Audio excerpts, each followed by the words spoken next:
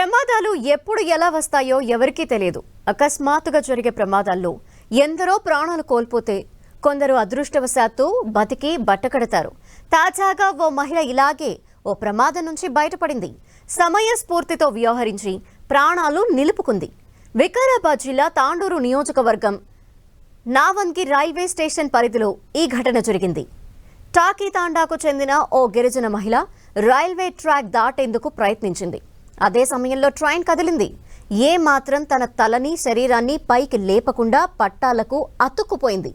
Goods rail వెళ్లే వరకు track పై అలాగే ఉండిపోయింది. గూడ్స్ రైలు వెళ్లగానే లేచి తన ప్రాణాలను కాపాడుకుంది.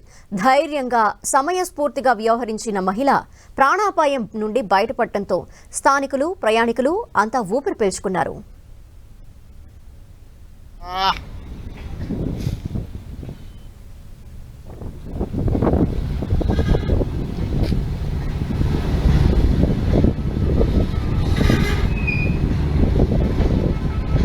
सिर नीचे करो अम्मा, सिर नीचे करो।